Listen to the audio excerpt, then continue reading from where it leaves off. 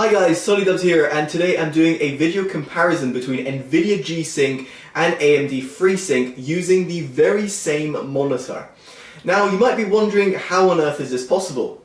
Well, at CES 2019, which takes place in Las Vegas pretty much every single year, Nvidia announced that it will be enabling Gsync on certain FreeSync monitors. So previously you had AMD FreeSync and Gsync monitors, and the Gsync monitors came at a massive premium.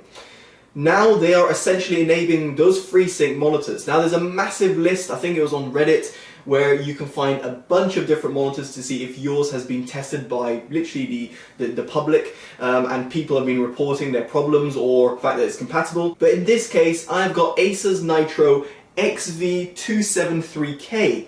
Now that is among the first 12 certified monitors by Nvidia to actually be running Gsync properly. It's not like it's missing anything, it's actually certified by Nvidia to work. Without further ado, I'm going to put it to the test. I do not have very expensive equipment, so in order to test and correctly test the input lag, but what I can tell you is that I have reviewed over 120 different monitors, have played over 2,000 hours of competitive Counter-Strike, and I have got pretty much all the right equipment, for me at least, to test between the two. So if you're looking for hard numbers, I'm sorry, I can't give you that, but what I'm going to give you is my experience. There might be no difference, or it might be a very minor difference between the two, and in this video, it's very much for me as it is for you guys, because I'm very much curious to see the difference. So let's get into it. So first of all, I have to tell you a bit about my setup and the monitor, how it's running. I've got a SteelSeries Rival 310 as mouse, so that'll be my input device, and my Logitech G710 Plus mechanical keyboard. Then in terms of the monitor's OSD, as you can see, this is my settings that I'll be using. HDR will be off in all these tests. Nothing in this OSD will be changing. Obviously, I've got the Overdriver Extreme, but this can be disabled automatically via AMD FreeSync or Nvidia Gsync, so do bear that in mind, but that is what I'm going to be running. VRB is also going to be disabled. Other than that, it's going to be running a single DisplayPort input, and it's going to be running 4K at 120 Hz as well via as I said, a single input cable. So in the first instinct, I had my GTX 1080 connected, and I had Gsync disabled when I was doing my tests. In order to ensure that I had Gsync disabled, I went on the Nvidia Pendulum demo in order to see if there was tearing, and yes, there was a little bit of tearing there, so I could have confirmed, yes, Gsync is disabled. So then I went into Counter-Strike and went into a deathmatch with bots. The reason I go into with bots, and pretty much with all my monitor reviews, is simply because I can have a constant test which I can always relate to, not one that's going to be changing with ping or the different type of enemies. So over here I found that with Gsync disabled, it's pretty much as I expected. It had a really good response time, and the input lag was very low, so no sort of complaints there. Next up, I launched up Official Deathmatch. Now this was against real players, not bots, and obviously you'd had the 1 or 2 bots if the players weren't filling the space. But nevertheless, over here I was testing to see if I could notice a difference in matchmaking. Now bearing in mind that the servers can be different per different game, and of course the players might be different per deathmatch as well. I didn't jump into competitive because I didn't want to spend an hour in a game, but nevertheless, in terms of deathmatch wise, it pretty much equate to the same sort of conclusion that I had when it came to offline. Next up, it was Gsync. So I enabled Gsync through the Nvidia control panel, then enabled the option to have the display showing, so the Gsync logo showing when it's on, and then went into the Pendulum demo in order to confirm that Gsync was on, did a few tests, and there I could see, yes, Gsync was working. So then I looked into the OSD settings as well, just to double check is overdrive enabled or disabled, and it was grayed out on the extreme setting. So in other words, it's being overridden itself, so to speak. So then, just as I did with my Gsync off tests, I went into play with bots, and then played in an official deathmatch as well.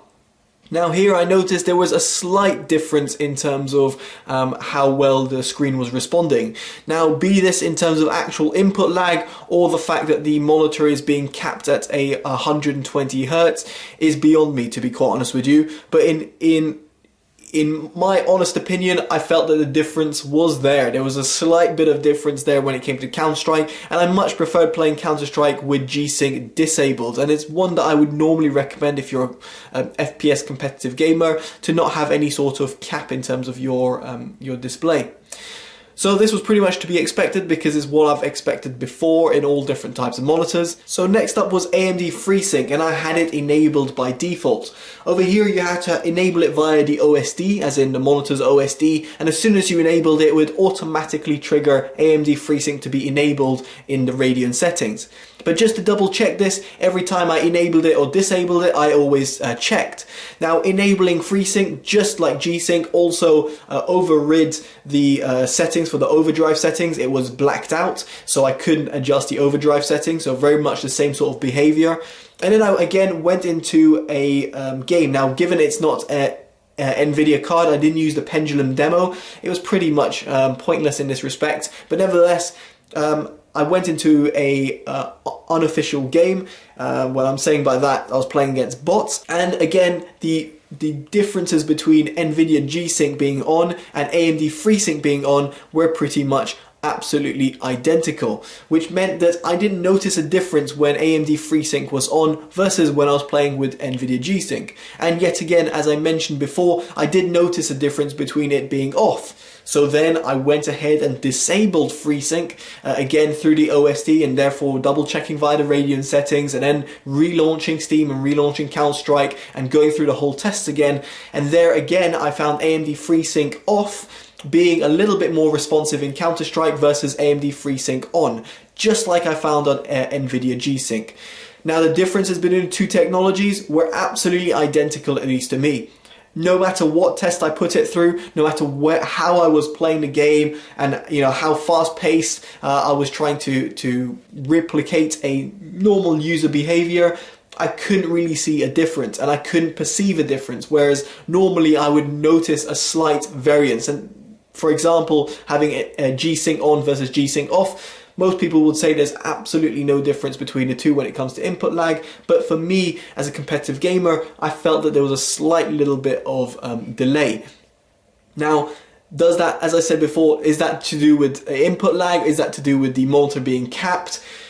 All variants of different things that you could essentially say, but all I'm trying to bring in this video is to say that AMD FreeSync equates to Nvidia Gsync, at least on this Acer Nitro monitor. So hopefully you found my results a little bit interesting, or at least get my point of view, let alone actual raw data. The best raw data I could have is actually filming myself on my camera at 60 FPS, so you guys can see how well it would respond. There we go, guys. Hopefully you've enjoyed this sort of comparison piece. Just to say, I haven't been sponsored, paid or anything like that by any sort of company. I literally wanted to do this for my own sake, just for my own curiosity. Of course, Acer sent me the monitor for review, but that's completely separate from this test. And the AMD graphics card was actually provided by a work colleague on a loan basis, so it's going to go back as soon as I finish making this, finish this video. So essentially, all I'm just trying to do over here is to provide you information, and hopefully you find it informative. Of course, if you don't, then I'm sorry, I can't really do more than that with the equipment I've got. But if you enjoyed this, then make sure you give it a like, subscribe, because it always helps me motivated to see that there's more subscribers, more people watching my videos, and favourite and share if you found this remotely helpful. So there we go. Hopefully you've enjoyed this, guys. Take care and goodbye.